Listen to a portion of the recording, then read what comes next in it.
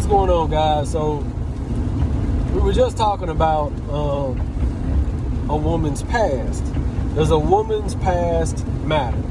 You know, and there was a time where I was a younger guy, and I was like, man, her past doesn't really matter.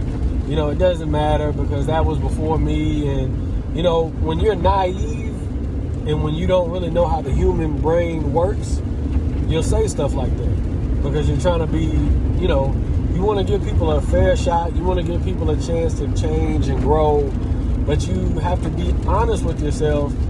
And once you learn about somewhat of how the human brain works and psychology and mental health, once you learn how all that stuff works, you'll notice that a person's past does matter, male or female, always. That's why a childhood, you hear the word childhood trauma, okay? A childhood trauma can affect the way a 25, 30, 45-year-old man or woman lives their life. So to say that a person's past don't matter, what they did before me doesn't matter is insane. It's very insane, okay? So when we think about this, you know, some females was like,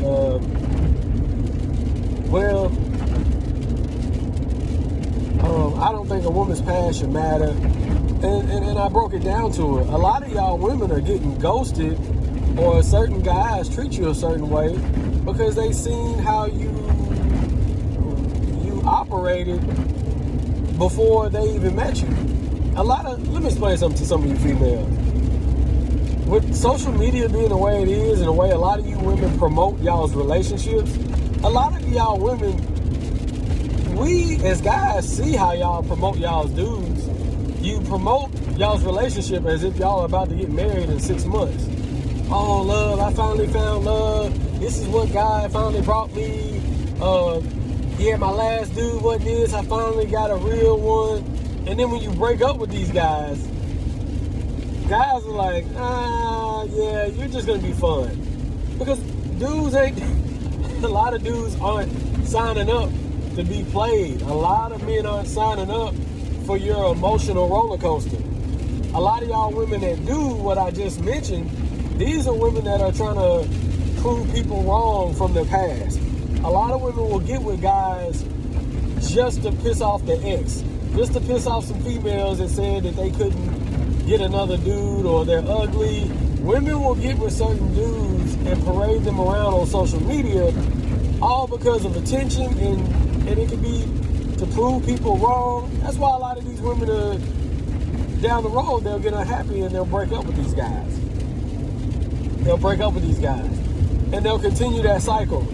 Because a lot of women are infatuated and addicted to the honeymoon stage of a relationship.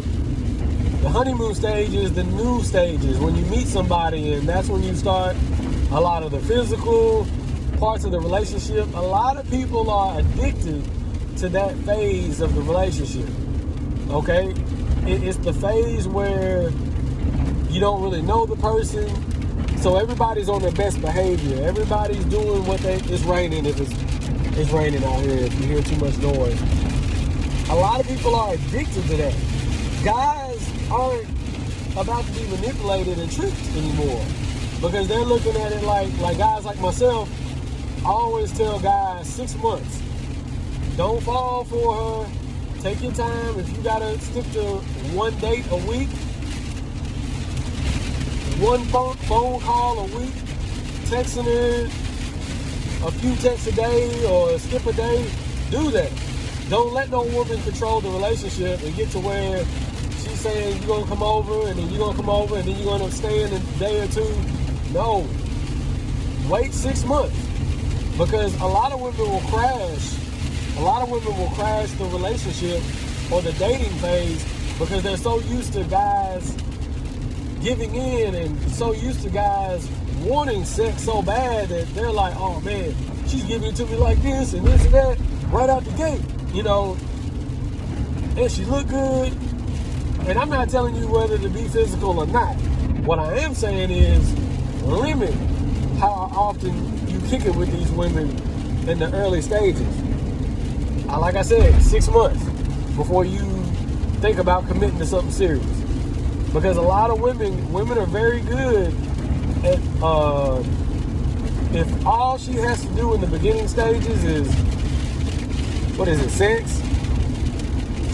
In the first beginning stages, she ain't got to cook you no meal. She ain't got to show you wife.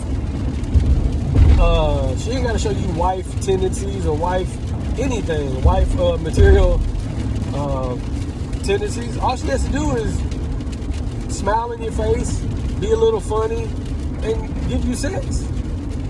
For 6 months, that's no problem for a woman to execute.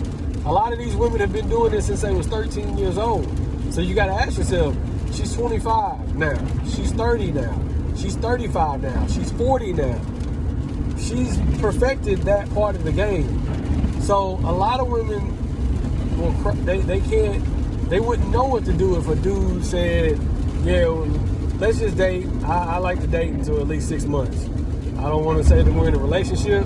I'm not going to commit to you for 6 months. A lot of women, they've been so used to being on the carousel of dating, serial dating, they can't function. They can't function without knowing if they got a guy or not. If they, I don't know what he's gonna do. 6 months, this is month number 2. I don't know if I can do this another 4 months. And she'll ghost you and save you the time. She'll start acting crazy and show you who she is. And this is what a lot of guys ain't signing up for. So yes, your past does matter. Your past does matter. Dudes just ain't. We're becoming more smarter now. There's never been outlets for men to converse amongst each other. Like I told y'all, YouTube. This is why I don't make it a habit to get on social media platforms to like debate, like even with guys that I'm cool with, like my homeboys. I don't, because it's no substance in these conversations. A lot of these guys have been talking about the same stuff on social media for like the last 10 years. And it's not getting us nowhere as men. You go on YouTube, we're talking about the dating market and how people can become better, how you can become better as men, mental health. Like, we're talking about all of this. Like I told you, I had a homeboy make a comment on Facebook. I was putting my work, some of my construction work on Facebook, and I made a comment about the Will and Jada thing. And one of my homeboys made a comment, I guess, I didn't know I had psychologists as friends. He was being smart. But see, my thing is, I made a comment about Jada being a narcissist, Will being a codependent, the mental health aspect of it. Notice how he, instead of doing the research himself to prove me wrong, he made a smart remark. Instead of being like, man, let me see what this nigga Mitch is talking about. Like, he might just be talking. He brought up, he said Will is a codependent male and Jada Pinkett is a narcissist. Why didn't he get on Google or YouTube and try to prove me wrong? Because that's outside of his jurisdiction when it comes to thinking. See, if we was talking about LeBron James, Michael Jordan, Kobe Bryant, and all these other athletes, football, or whatever, baseball, he would have got on Google and Googled up stats to see if I was lying. He would have got on YouTube to look at highlights to prove me wrong in a debate. But see, y'all got to understand that some people, if it's outside of their thinking, they're just going to basically try to shame you. And because their mind won't let them go. They don't want to learn. A lot of people have stopped learning.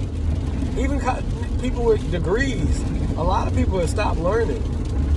I mean, they stopped learning at 22. They stopped learning when they got their bachelor's degree. They stopped learning after high school. Y'all have a good one.